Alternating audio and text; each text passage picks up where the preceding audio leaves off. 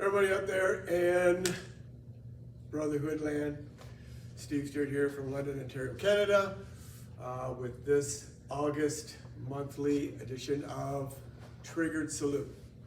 So, the Triggered Salute, the ideal blueprint textbook way is where you're backed against a wall. We use Mr. Post here. We use this a lot for taming the mace. And this is where you're backed against the wall where you'll step in with a rising heel palm. So I'll bring in two different size people, one like 6'6", 6'7", and the other one working towards that height. So I'll use Mr. Andy first. Probably seen him in previous videos, thank you, sir. So, well, we'll do it on this angle here. So if I was backed against the wall this way and he pushed me here, I want to keep out of his field of vision as he pushed, I'd want to move this way with a rising heel palm. This way to catch him on the jaw point here. And this point here, if I hit it like this, you feel that result, but if I use two-way action, this way here, you get a different reaction, yeah? Yes, sir. So two-way action is what you want to try and do in everything you do. So as he pushes, if I'll come on this way here in a second, as he pushes, if he pushes this way here and I'm backed against the wall, I have a rising heel palm at the same time I pin this way here. Now I'm going to contour down, and I like to go on this, just at the cubicle fossa, the hollow of the elbow, using the crane, contouring down. And when I hit on that, I want to hit on that and retract that way to control the width at the same time, as you can see. Now my hand comes back down, I'm going to hit into this point on the floating ribs. There's an insertion point between T11 and T12. When I do that, I'm going to punch and then follow up with the elbow, just in case I allow margin for error. Boom, hit one, and then I'm going to go reverse motion, hitting the elbow onto that rib, but then I'm going to use this whipping back knuckle. There's an insertion point right at the base there. If I hit that, watch what happens to his head. Boom, see how it comes up this way here? Now, from that way, a lot of people come up to the jaw this way, and that's fine, but somebody this height, I'd rather come back into that point there. So on the insertion point here, if I hit it in and up, he'll just resist as much as he can. But if I have this leg pressed inside here on the initial move and I do that in the back whipping action, then it causes him to buckle because it changes the polarity. Okay, you okay? I'm okay too. So if I bring in, thank you, sir. If I bring in somebody different who's shooting for that 6'7" height, same thing happens. And again, if I'm backed against the wall or he pushes me against the wall, I can have that rising palm. But if I'm this way and he pushes, I can step back and get the same motion.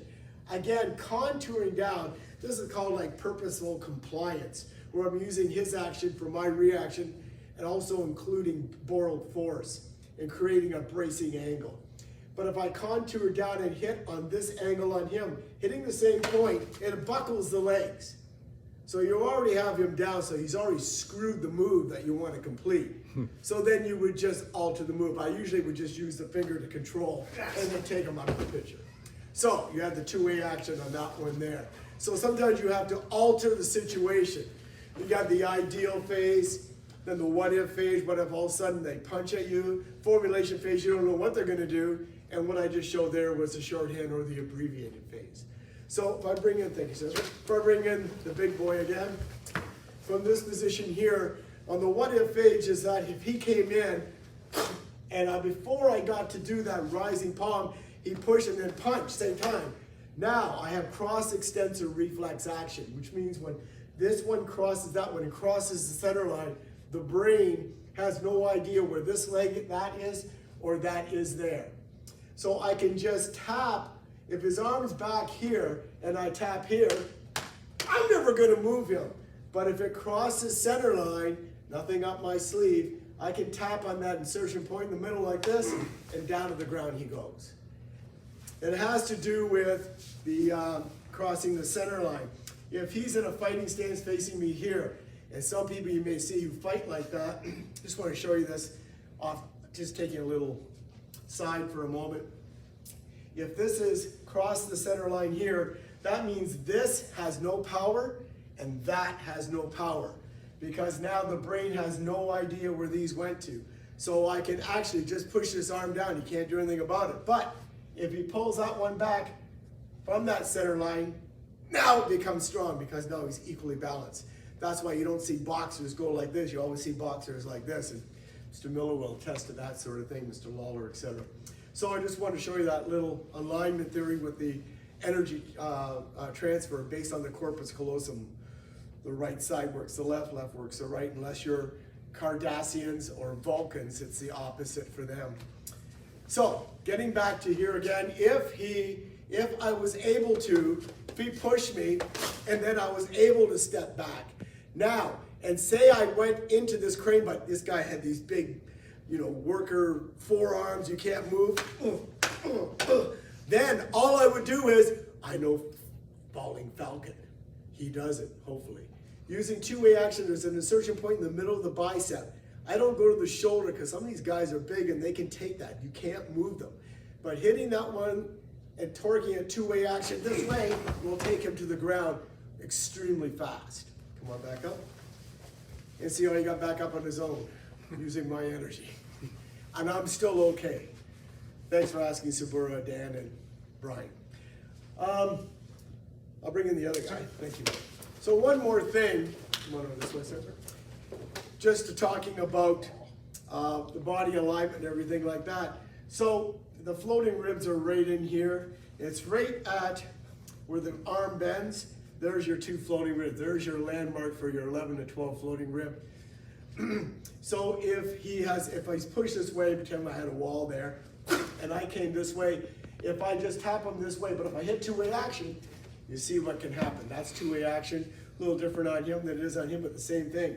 If I step into his field at the same time, I brace this.